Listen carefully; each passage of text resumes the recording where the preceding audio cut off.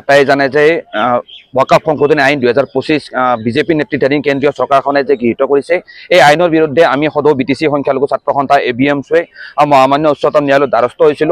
মহামান্য উচ্চতম ন্যায়ালয়ত এই গোচৰটোৰ সন্দৰ্ভত যিখন ৰিট পিটিশ্যন দাখিল হৈছিল তাত আমি ইণ্টাৰভেনশ্যন এপ্লিকেশ্যন দাখিল কৰিছিলোঁ আৰু আমাৰ ইণ্টাৰভেনশ্যন এপ্লিকেশ্যন মহামান্য উচ্চতম ন্যায়ালয়ে গ্ৰহণ কৰিছিল আৰু সেই সূত্ৰে আজি 5 মে তাৰিখে শুনানি নিৰ্ধাৰণ কৰিছিল।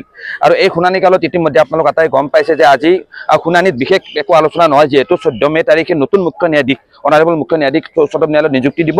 তো 15 মে তাৰিখ পৰৱৰ্তী শুনানিৰ বাবে ধাৰ্য কৰিছে। চাওক, আমি এবিএমছে স্পষ্টভাৱে আমাৰ ৰিট পিটিশ্যনত এইখিনি কথা উল্লেখ কৰিছোঁ যে ওয়াকফ সংশোধনী আইন 2025 ভাৰতৰ সংবিধানত চূড়ান্তভাৱে এক পদাঘাত কৰিছে।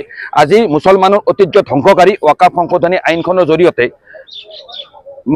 মুছলমানৰ ঐতিহ্য ধ্বংসকাৰী ওয়াকফ সংশোধনী আইনখনৰ জৰিয়তে আমি দেখিবলৈ পাইছোঁ যে আৰ্টিকেল 14, আৰ্টিকেল 25, আৰ্টিকেল 26, আৰ্টিকেল 29 ভাৰতৰ মুছলমানসকলক যি সাংবিধানিক অধিকাৰ প্ৰদান কৰিছে সেই সাংবিধানিক অধিকাৰ চূড়ান্তভাৱে ইয়াত কাঢ়ি লৈ যোৱাৰ এটা প্ৰক্ৰিয়া চলিছে। আজি আটাইতকৈ ডাঙৰ কথাটো কি হ'ল যে ওয়াকফ বাই ইউজাৰ্ছ আজি দীৰ্ঘদিন ধৰি এই ভাৰতবৰ্ষত বিভিন্ন নথিপত্ৰ শতিকাজুৰি বিভিন্ন মছজিদ মাদ্ৰাছা যিসমূহ মাটিত আছিলে সেই মাটিসমূহ ওয়াকফ বাই ইউজাৰ্ছৰ জৰিয়তে ওয়াকফ সম্পত্তি হিচাপে ধৰা হৈছিল আৰু নতুন ওয়াকফ সংশোধনী আইন 2025 জৰিয়তে এই ব্যৱস্থাটো সম্পূৰ্ণ বন্ধ কৰা হৈছে। আৰ্টিকেল 25 যি আমাক ধৰ্মৰ স্বাধীনতা দিছে, আৰ্টিকেল 26 যি নিজৰ ধৰ্মীয় প্ৰতিষ্ঠান এডমিনিষ্টাৰ কৰা যি অধিকাৰ দিছে, এই সম্পূৰ্ণ গোটেইখিনি অধিকাৰ ওয়াকফ সংশোধনী আইনখন 2025 জৰিয়তে ভাৰতৰ মুছলমানসকলৰ পৰা কাঢ়ি ল'ব বিচৰা হৈছে। আৰু ইয়াৰ বিৰুদ্ধে ইতিমধ্যে গণতান্ত্ৰিকভাৱে এবিএমছে ধাৰাবাহিক আন্দোলন কৰি আহিছোঁ। আইনীভাৱে মহামান্য উচ্চতম ন্যায়ালয়ত যুঁজ দিছোঁ, যিহেতু অহা 15 মেত নতুন এক বেঞ্চত এই গোটেই শুনানি প্ৰক্ৰিয়া চলিব। আমাৰ মহামান্য উচ্চতম ন্যায়ালয়ৰ সম্পূৰ্ণ আস্থা বিশ্বাস ভৰসা আছে। আইনী যুঁজৰ সমান্তৰালভাৱে এবিএমছে অসমৰ ৰাজপথতো এই ওয়াকফ সংশোধনী আইনৰ বিৰুদ্ধে আমি আন্দোলন আগবঢ়াই লৈ যাম। আপোনালোক আটাই জানে যে ওয়াকফ সংশোধনী আইন 2025 বিজেপি নেতৃত্বাধীন কেন্দ্ৰীয় চৰকাৰখনে যে গৃহীত কৰিছে এই আইনৰ বিৰুদ্ধে আমি সদৌ বিটিসি সংখ্যালঘু ছাত্ৰ সন্থা এবিএমছৱে মহামান্য উচ্চতম ন্যায়ালয়ত দ্বাৰস্থ হৈছিলোঁ। মহামান্য উচ্চতম ন্যায়ালয়ত এই গোচৰটোৰ সন্দৰ্ভত যিখন ৰিট পিটিশ্যন দাখিল হৈছিল তাত আমি ইণ্টাৰভেনশ্যন এপ্লিকেশ্যন দাখিল কৰিছিলোঁ আৰু আমাৰ ইণ্টাৰভেনশ্যন এপ্লিকেশ্যন মহামান্য উচ্চতম ন্যায়ালয়ে গ্ৰহণ কৰিছিল আৰু সেই সূত্ৰে আজি 5 মে তাৰিখে শুনানি নিৰ্ধাৰণ কৰিছিল। আৰু এই শুনানি কালত ইতিমধ্যে আপোনালোক আটাই গম পাইছে যে আজি শুনানিত বিশেষ একো আলোচনা নহয়, যিহেতু 14 মে তাৰিখে নতুন মুখ্য ন্যায়াধীশ অনাৰেবল মুখ্য ন্যায়াধীশ উচ্চতম ন্যায়ালয়ত নিযুক্তি দিব। তো 15 মে তাৰিখ পৰৱৰ্তী শুনানিৰ বাবে ধাৰ্য কৰিছে।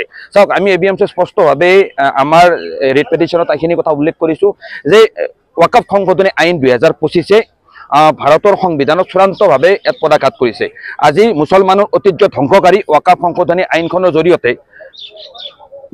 মুছলমানৰ ঐতিহ্য ধ্বংসকাৰী ওয়াকফ সংশোধনী আইনখনৰ জৰিয়তে আমি দেখিবলৈ পাইছোঁ যে আৰ্টিকেল 14, আৰ্টিকেল 25, আৰ্টিকেল 26, আৰ্টিকেল 29 ভাৰতৰ মুছলমানসকলক যি সাংবিধানিক অধিকাৰ প্ৰদান কৰিছে সেই সাংবিধানিক অধিকাৰ চূড়ান্তভাৱে ইয়াত কাঢ়ি লৈ যোৱাৰ এটা প্ৰক্ৰিয়া চলিছে।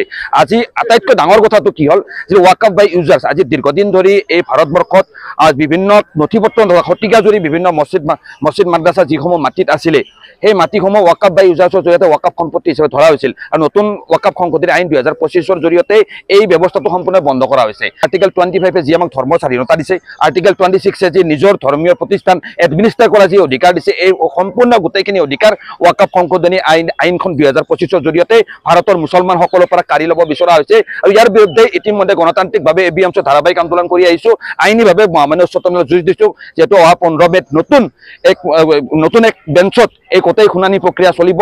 আমাৰ মহামান্য উচ্চতম ন্যায়ালয়ৰ সম্পূৰ্ণ আস্থা বিশ্বাস ভৰসা আছে। আইনী যুঁজৰ সমান্তৰালভাৱে এবিএমছে অসমৰ ৰাজপথতো এই ওয়াকফ সংশোধনী আইনৰ বিৰুদ্ধে আমি আন্দোলন আগবঢ়াই লৈ যাম।